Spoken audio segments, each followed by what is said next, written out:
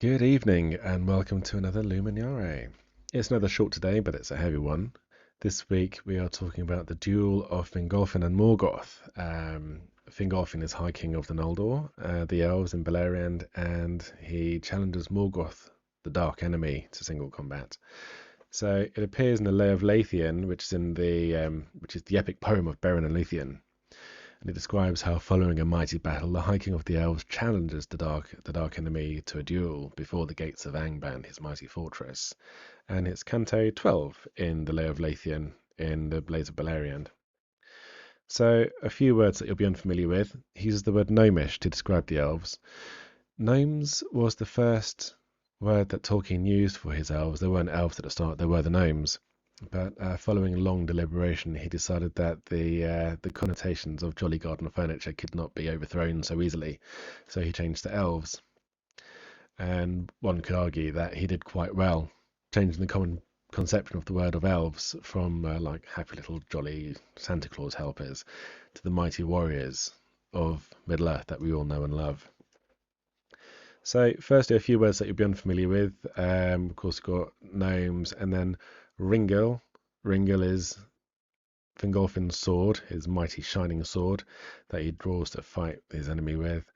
Angband is Morgoth's mighty fortress, and Bauglir is another one of Morgoth's names. So,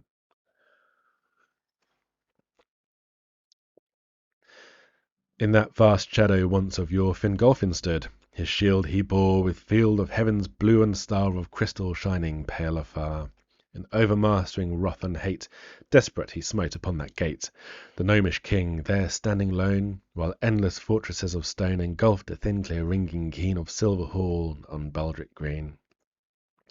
His hopeless challenge dauntless cried Fingolfin there, "Come, open wide, dark king, your ghastly brazen doors, come forth, whom earth and heaven abhors. Come forth, O monstrous craven lord, and fight with thine own hand and sword. Thou wielder of hosts of banded thralls, thou tyrant leagued with strong walls, thou foe of gods and elvish race, I wait thee here, come show thy face." Then Morgoth came, for the last time in those great walls he dared to climb from subterranean throne profound. The rumour of his feet a sound of rumbling earthquake underground. Black-armoured, towering, iron-crowned, he issued forth, his mighty shield a vast and blazoned sable field, and shadow like a thundercloud. And over the gleaming king it bowed, as huge aloft his mace he hurled, like hammer of the underworld, Grond. Clanging to ground it tumbled down like a thunderbolt, and crumbled the rocks beneath it, smoke upstarted, a pit yawned, and fire darted. Fingolfin, like a shooting light, beneath a cloud a stab of white, sprang then aside, and Ringil drew, like ice that gleameth cold and blue, his sword devised of elvish skill, to pierce the flesh with deadly chill. With 7 wounds it rent his foe, with 7 mighty cries of woe, rang in the mountains, and the earth quook, and Angband's trembling armies shook. Yet orcs would after laughing tell of the duel at the gates of hell, though elvish song thereof was made ere but this one, when sad was laid the mighty king in Barrow High, and Thorondor, eagle of the sky, those dreadful tidings brought and told to mourning elfiness of old.